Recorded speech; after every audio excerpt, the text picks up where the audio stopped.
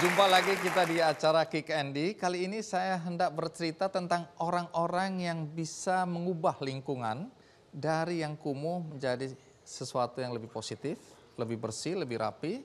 Dari yang tadinya penuh dengan kriminalitas, tapi kemudian berubah menjadi lebih baik.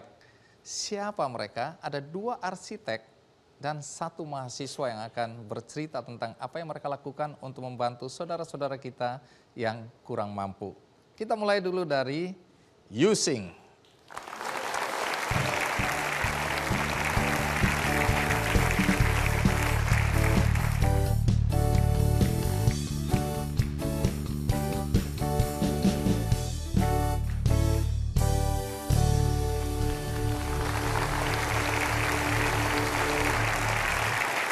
Kalau saya membaca riwayat hidup Anda, itu penuh dengan kompetisi dan Anda memenangi banyak sekali. Sayembara, lomba, macam-macam. Tampaknya Anda nggak punya kerjaan ya. Jadi sebenarnya Anda ini pekerjaannya apa? Arsitek, Bang Andi. Arsitek. Ya. Lomba apa aja yang pernah Anda menangi ini? Yang terakhir Green Leadership Award itu untuk tingkat Asia Pasifik untuk bangunan di. Jadi Tingkat itu Asia Pasifik untuk rumah belajar lingkungan Ocean of Life Indonesia di Gunung Kidul. Itu penghargaan kedua yang didapatkan oleh Indonesia setelah sekian tahun. Akhirnya kita dapat lagi di tahun kemarin ya. Dan Tahun ini, gara-gara apa yang Anda buat di Gunung Kidul ini?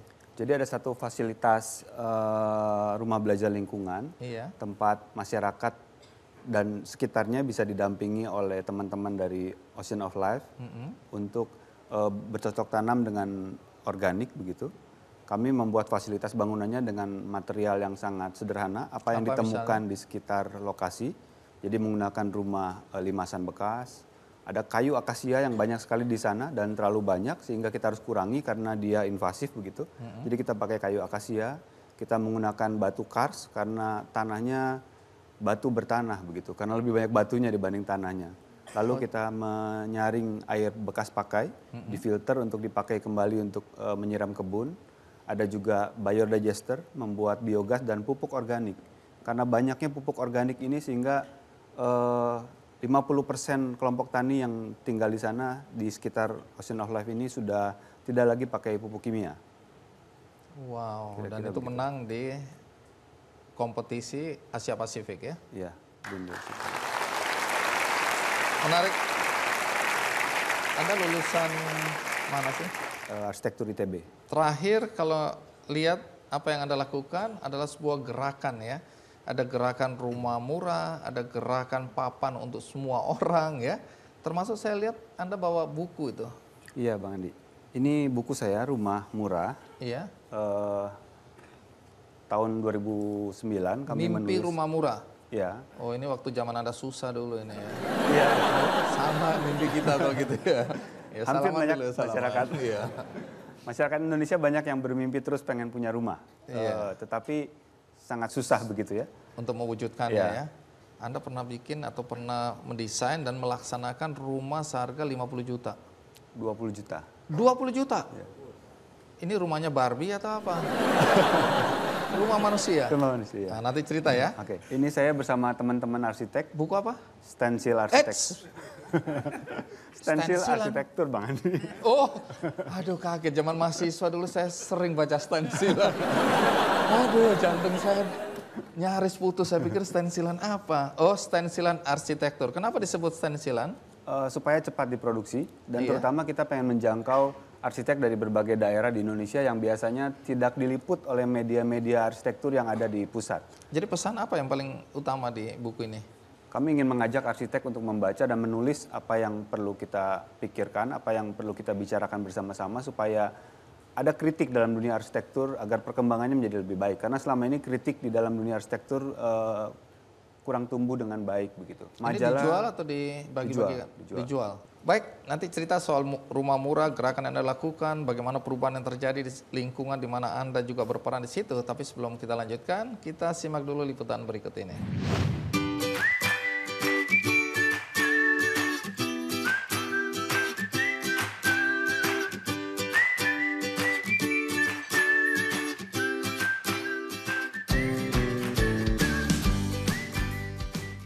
Rumahku adalah istanaku.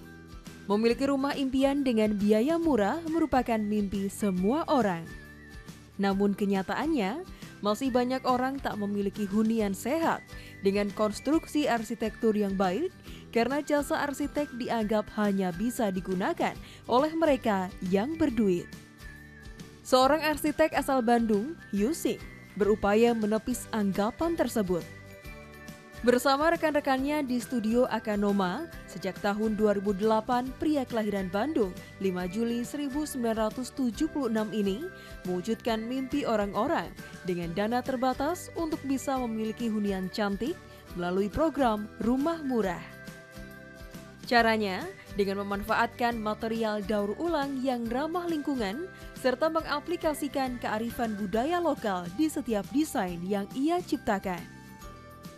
Alhamdulillah kita pakai bambu, pakai barang-barang bekas, rumah masih bisa tetap tampil bagus. Jadi jangan takut pendapat orang bahwa dengan uang kita cuma punya uang segini atau mendingan kita ngontrak aja karena nggak cukup nih kita buat bikin rumah. Terus terang saya banyak sekali berterima kasih sama Mas Yusi karena pastinya juga nggak banyak orang yang punya kesempatan yang sama gitu untuk mendapatkan rumah dengan budget murah, tapi dari sisi arsitekturnya jalan, dalam artian sirkulasi udara bagus, kebutuhan semua penghuninya terpenuhi gitu kan.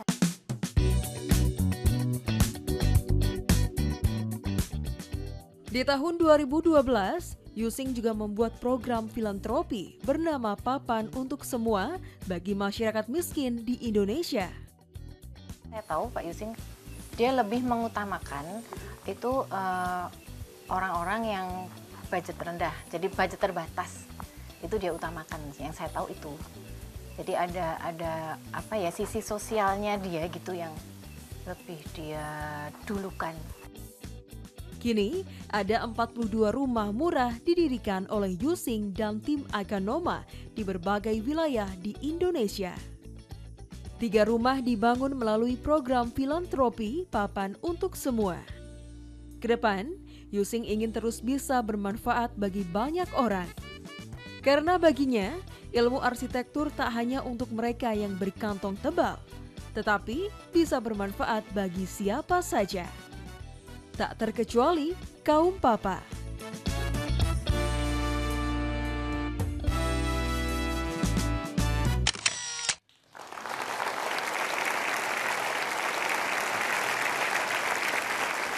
Sebagai arsitek, Anda kan udah punya nama nih. Artinya Anda bisa mendapatkan banyak keuntungan dengan mendesain rumah-rumah dari orang-orang yang mampu membayar Anda tinggi. Lalu kenapa repot-repot memikirkan desain untuk kalangan menengah atau kalangan bawah yang kurang mampu? Itu kan duitnya kecil itu. Iya, pengalamannya mungkin dari rumah saya sendiri ya. Jadi Kenapa? waktu pertama kali kami berusaha keras membangun rumah dengan dana yang terbatas, bersama istri saya akhirnya tahun 2005 rumah kami terbangun. Kami merasa bahagia karena mendapatkan rumah yang didesain oleh arsitek gitu. Kebetulan arsiteknya saya kebetulan yang punya rumah sendiri. Ya. dengan ruangan Apalagi yang nggak menurut bayar saya- arsiteknya ya. Iya. Iya. Dengan menurut saya rumahnya inspiratif, menyenangkan walaupun anggaran terbatas. Waktu itu berapa nilai rumah Anda? 150 juta, sekitar 150 juta. Itu jadi rumah macam apa itu ya? 100 meter persegi rumahnya. Oke. Apa hebatnya rumah itu? Buat kami menyenangkan karena dibangun sesuai kebutuhan kami.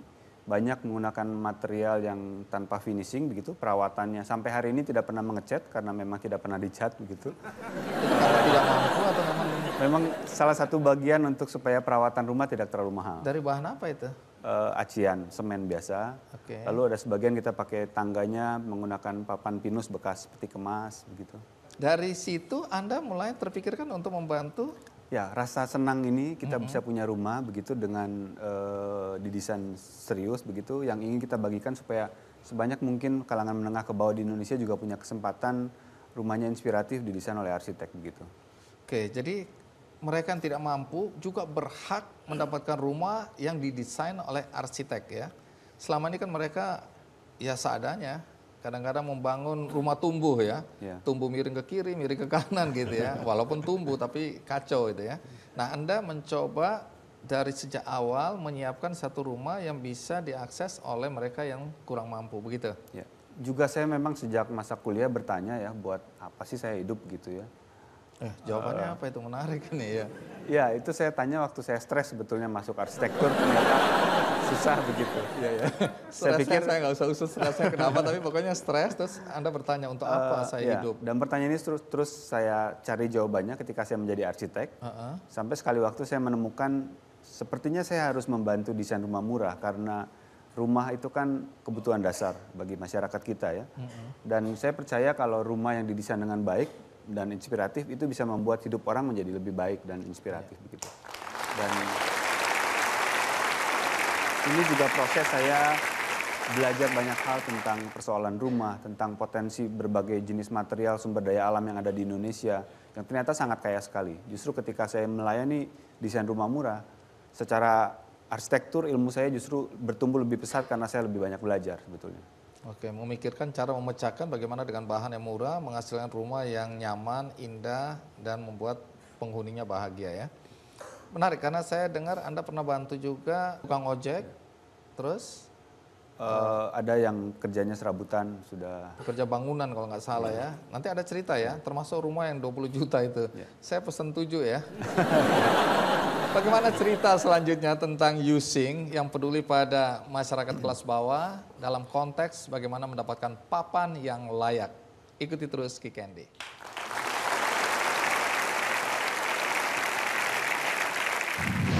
Rumah cinta segitiga. Terus ada lagi satu, Anda harus jelaskan rumah mimpi buruk.